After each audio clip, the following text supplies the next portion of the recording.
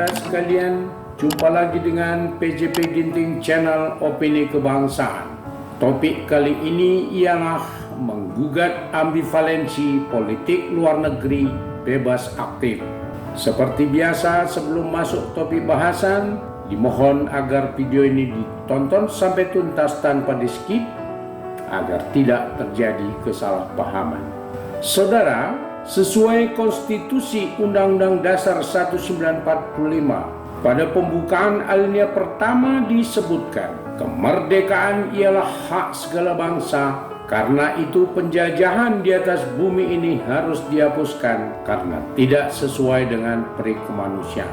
Konstitusi Undang-Undang Dasar 1945 lahir bersamaan dengan proklamasi kemerdekaan Republik Indonesia, membebaskan diri dari imperialisme kolonialisme Belanda dan fasisme Jepang.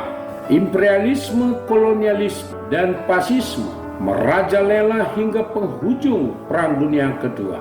Bangsa-bangsa Asia, Afrika, dan Amerika Selatan sebagai sasaran penjajahan. Negara-negara Eropa banyak membebaskan diri dan memerdekakan diri terinspirasi oleh kemerdekaan Indonesia.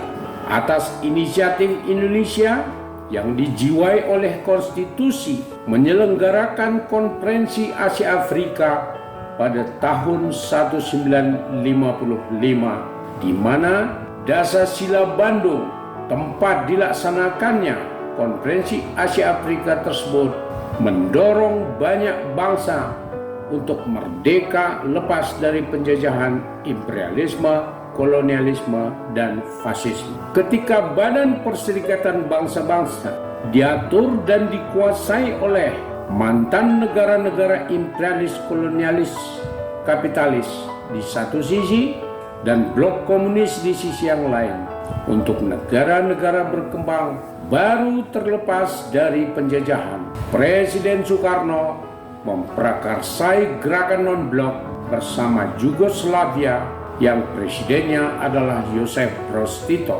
Sebagai ketua bersama Soekarno dan Broz Tito menyatakan bahwa semua negara yang tergabung dalam non-blok melakukan politik luar negeri bebas aktif tanpa berpihak pada blok barat kapitalis atau blok timur komunis. Sejak itu, politik luar negeri Indonesia mendasarkan diri pada kemerdekaan untuk semua bangsa terbebas dari penjajahan negara lain. Sekaligus negara Indonesia dalam kiprah politiknya memperlakukan semua negara bangsa sama secara bebas aktif, tidak memihak satu negara bangsa, merdeka yang manapun juga. Hingga saat ini di tahun 2023 tidak berubah dan tidak mungkin untuk selamanya tidak berubah. Namun perlu kita telisik lebih dalam. Pembukaan Undang-Undang Dasar 1945, di dalamnya ada Pancasila memberi penegasan di mana terkandung nilai dasar yang tidak dapat dikutak-katik dan tidak bisa dirubah. Sebab perubahan sama artinya dengan membubarkan negara. Selain nilai dasar dalam Pancasila dan pembukaan konstitusi, juga diberi peluang bagi tumbuhnya nilai praksis mengikuti perkembangan masyarakat dan zaman. Namun, perkembangan itu sedapat mungkin diupayakan sejalan dan selaras dengan nilai dasar tersebut. Dalam kaitan politik luar negeri Indonesia, nilai dasarnya adalah kemerdekaan semua bangsa dan bebas aktif sesuai kedaulatan negara, tidak bisa ditawar-tawar lagi. Tetapi terbuka peluang menjalankan nilai praksis Misalnya dengan mencermati perkembangan geostrategis dan geopolitik dewasa ini. Sangat penting pencermatan itu, mengingat situasi geostrategis dan geopolitik Indonesia tahun 60-an sudah berbeda dengan 2023 ini dan seterusnya.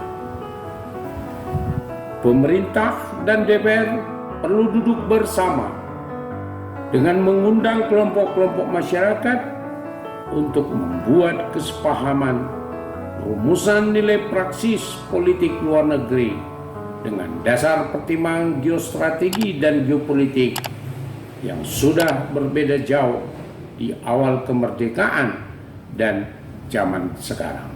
Tak dipungkiri, praktek politik luar negeri Indonesia dalam beberapa tahun belakangan ambivalensi. Praktek bebas aktif sering dilakukan ambivalen dua kaki, berpihak di satu sisi, tak berpihak di sisi yang lain. Ketika Rusia mencaplok Crimea yang merupakan bagian Ukraina, Indonesia tidak berpihak ke Ukraina dengan membiarkan Rusia, atau pembiaran kita terhadap RRC yang tidak mengakui Taiwan sebagai negara merdeka. Dan selalu jadi duri dalam daging politik luar negeri Indonesia adalah tentang Israel dan Palestina. Dengan kata lain, Indonesia masih mempraktekkan ambivalensi politik luar negeri. Opini kebangsaan yang dapat kita ambil dari narasi di atas, bahwa keteguhan sikap Indonesia terhadap kemerdekaan semua bangsa dan tidak berpihak pada bangsa tertentu harus dipertahankan sebagai nilai dasar bangsa dan negara.